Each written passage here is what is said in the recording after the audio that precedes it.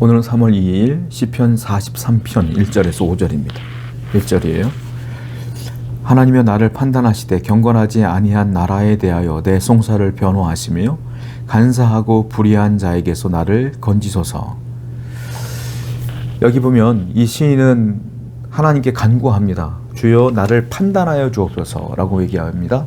그러면서 경건하지 아니하는 사람들이 자신을 얼마나 괴롭게 하며 비난하고 비판하는지에 대한 얘기를 해요. 그러면서 하나님이여 나를 좀 변호해 주세요라고 표현하는 것을 보게 됩니다. 그러면서 저기를 건져달라고 표현하는 것을 보게 돼요.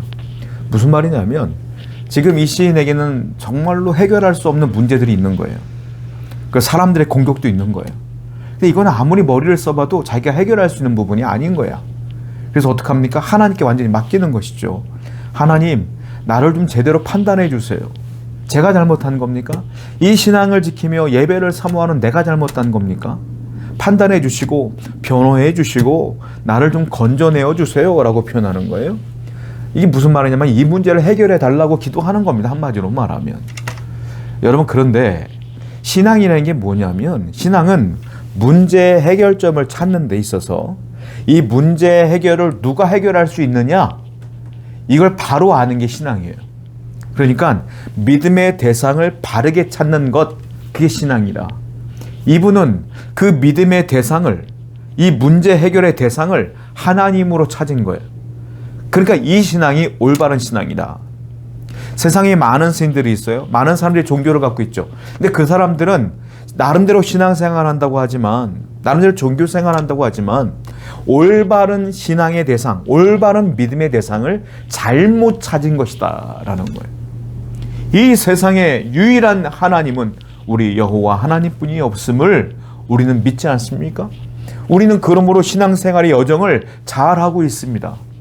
그러면 문제가 발생될 때마다, 어려운 일이 생길 때마다, 낙담하는 일이 생길 때마다 우리의 믿음의 대상이신 하나님께 간구하시기 바라요. 그러면 그분이 판단하시며 변호하시며 여러분들이 그 삶의 문제에서 건져내어 주실 줄로 믿습니다. 2절입니다. 주는 나의 힘이 되신 하나님이시거늘 어찌하여 나를 버리셨나이까? 내가 어찌하여 원수의 억압으로 말미암아 슬프게 다니나이까? 여기 보면 2절을 보게 되면 잘못 해석하면 갑자기 시인이 하나님께 원망하네? 라고 볼 수 있어요. 왜냐하면 원망의 표현법이거든요. 주는 나의 힘이 되신 하나님이시거늘 어찌하여 나를 버리셨나이까? 막 원망하는 것 같잖아요. 불평하는 것 같아요. 내가 어찌하여 원수의 억압으로 말미암아 슬프게 다니게 놔두십니까? 라고 따져 묻는 것처럼 보여지죠. 그런데요, 이 말은 원망이 아니에요. 원망하면 기도할 필요가 없죠. 원망하는 대상에게 뭘 기도하겠어요? 여러분도 때로는 기도할 때 원망 비슷하게 나올 때가 있을 거예요. 그렇죠? 그때마다 움찔움찔 놀래 내가. 야, 내가 기도하면서도 원망하는구나. 근데 사실 여러분들이 기도하는 내용 가운데 원망의 내용이 있지만 사실 원망하려고 기도하는 건 아니잖아요. 무슨 말이겠어요? 이 시인도 마찬가지예요. 원망하려고 기도하는 게 아니라 그만큼 내 문제가 심각하니까 하나님 여기서 좀 건져내어 주세요. 구원해 주세요 라는 열망이 강력하게 표출되어지다 보니까 원망하게 되는 것처럼 보여지는 것이죠. 여러분도 그렇게 기도하잖아요. 주여 왜 나에게 이런 일이 벌어집니까? 이 말은 즉슨 이 문제에서 나를 좀 해방시켜 주세요 라는 뜻으로 기도하는 거잖아요. 그렇죠? 저도 알아요. 여러분들의 마음을. 하나님이 모르시겠어요? 하나님 아시죠. 기도할 때 사람들은 때로 포장합니다. 내 마음은 정말로 답답해. 이 문제에서 해결받기를 원해. 그럼 나도 모르게 인간인지라 열망이 강하다면 이렇게 원망의 기도처럼 나올 수가 있죠. 그런데 사람들은 감정을 꾹 누르면서 그 감정을 아름다운 포장지로 쌓으면서 하나님께 기도할 때가 있다는 것이죠. 기도는 그게 아니에요. 기도는 날 것입니다. 기도는 하나님께 내 감정을 폭발시키는 거예요. 다 드러내는 거예요. 그게 솔직한 기도예요. 그리고 그 기도에 하나님께서 역사하시는 거예요. 나를 감추는 기도는 아니에요. 내 감정을 이 세상 누구한테 다 드러낼 수 있겠어요? 내 감정을 하나님께만 드러낼 수가 있어요. 폭발시키는 거예요. 그러면 우리 하나님은 여러분들이 그 마음의 원망이냐 불평이냐 이거를 하나님께서는 단어는 원망이고 불평이지만 그 감정이 어떤 감정인 걸 다 아세요, 하나님은. 그래서 하나님은 여러분들을 위로하기를 원하신다라는 겁니다. 기도는 한마디로 다시 말씀드립니다. 포장지가 없는 거예요. 기도는 포장지가 없어요. 하나님은 포장지를 좋아하지 않아요. 그냥 여러분들의 감정을 내어놓으세요. 하나님은 그 기도에 응답하실 것이며 오늘도 여러분들의 기도에 응답하실 줄로 믿습니다. 3절이에요. 주의 빛과 주의 진리를 보내시어 나를 인도하시고 주의 거룩한 산과 주께서 계시는 곳에 이르게 하소서. 시인은 더 구체적으로 하나님께 기도합니다. 주의 빛과 주의 진리를 보내시옵소서 내게. 그리고 나를 인도하여 주옵소서. 그 빛으로 그 진리로 나를 인도해 주셔서 거룩한 산, 하나님의 거룩한 산과 주님께서 계시는 곳에 이르게 해 주옵소서라고 구체적으로 기도해요. 제가 지금 구체적으로 기도했다고 말하지만 사실 이 시인이 구체적으로 뭘 원하는지 우리 인간적인 마음으로 모르겠어. 아무리 구체적이라고 해도 뭐예요? 주의 빛과 주의 진리를 보내어서 나를 인도해 주셔서 주님이 거하시는 산과 주님이 계시는 곳에 인도해 주세요 라는 기도예요. 이게 구체적인 기도라는 거예요. 여러분, 이 사람의 기도는요, 우리 기도와는 좀 달라요. 무엇입니까? 우리는 구체적으로 뭘 기도해요? 하나님, 저 사람이요 이런 일을 했는데 이렇게 해주세요, 저렇게 해주세요 라고 기도하죠.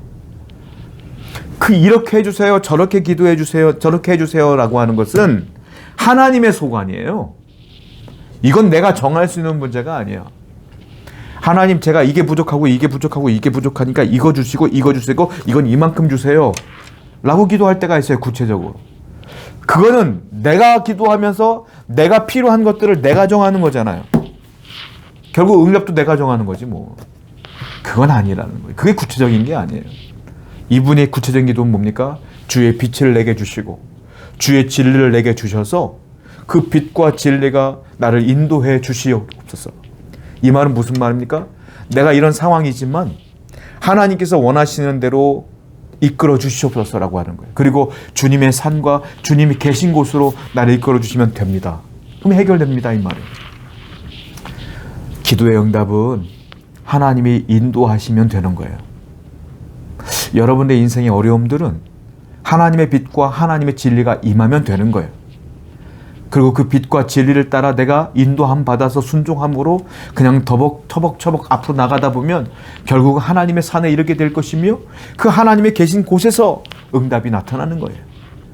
그러면 오늘도 여러분 상황 가운데 구체적으로 어떤 일들이 벌어지지 않는다 할지라도 내가 믿음으로 간절히 기도하고 나아가면 때가 되면 내가 하나님이 계신 그 산에 이르게 될 줄로 믿습니다. 그럼 거기서 모든 것이 한꺼번에 다 해결되는 거예요. 하나님이 원하시고 아름답고 가장 문제가 되지 않는 방법으로 하나님이 해결해 주실 줄로 믿습니다. 4절입니다. 그러니 내가 하나님의 제단에 나아가 나의 큰 기쁨이 하나님께 이르리이다. 하나님이여 나의 하나님이여 내가 수금으로 주를 찬양하리이다. 지금까지 기도하며 억울한 마음을 토로했던 그가 4절을 보게 되니까 시인이 뭐라고 말합니까? 내가 하나님의 제단에 나아가 기쁨으로 큰 기쁨으로 하나님께 이르리이다. 이 말은 무슨 말입니까? 기도하고 있잖아요. 지금 시인은 그 기도가 응답될 것을 확신하는 거예요. 내가 그 응답이 되어지면 기쁨이 올 것을 확신하는 거예요. 그리고 내가 주의 전에서 찬송할 것들을 상상하는 거예요. 확신입니다. 기도함과 동시에 하나님이 역사하시면 이루어지실 것을 확신하며 같이 하는 거예요. 기도는 의심하며 하는 건 기도가 아니에요. 기도는 확신을 갖고 하는 게 기도다. 오늘도 여러분의 기도를 될까 하는 마음으로 하시지 마시고요. 의심치 말고 확신을 갖고 기도하세요. 예수님도 그랬잖아요. 믿고 기도한 것은 받은 줄로 믿고 살아라 그랬잖아요. 받은 줄로 믿는 거, 이게 확신이에요. 그리할 때 하나님께서 여러분에게 은혜를 베풀어 주십니다. 5절입니다. 내 영혼아 네가 어찌하여 낙심하며 어찌하여 내 속에서 불안해하는가. 너는 하나님께 소망을 두라. 그가 나타나 도우심으로 말미암아 네 하나님을 여전히 찬송하리로다. 여기 보면 똑같은 말을 해요. 내 영혼아 어찌하여 낙심하냐. 이게 무슨 말이냐면 기도했음에도 불구하고 여전히 현실은 어렵다 이 말이에요. 그래서 현실을 보니까 또 낙심한다. 그런데 내 영혼에게 또 얘기해요. 그래도 소망을 하나님께 두어라. 반복입니다. 현실이 어려워요. 기도해요. 확신을 가져요. 기쁨이 생겼어요. 눈을 떠보면 또 어려워요. 그래 또 말하는 거예요. 그래도 소망을 두라. 그리고 또 기도하는 거예요. 어려워도 계속 기도하는 거예요. 힘들어도 계속 기도하는 거예요. 계속 소망을 두는 거예요. 그래야 할 때 하나님의 은혜가 여러분께 넘쳐나게 될 줄로 믿습니다. 오늘도 이 어려운 환경에 소망을 하나님께 두고 살아가는 여러분 되기를 축원드립니다. 기도할게요. 아버지 하나님, 현실의 어려움 속에서 기도를 포기하지 않는 성도가 되게 해주시고 언제나 소망을 하나님께 두고 살아가는 성도가 되게 해 주시옵소서. 예수님의 이름으로 기도드렸습니다. 아멘.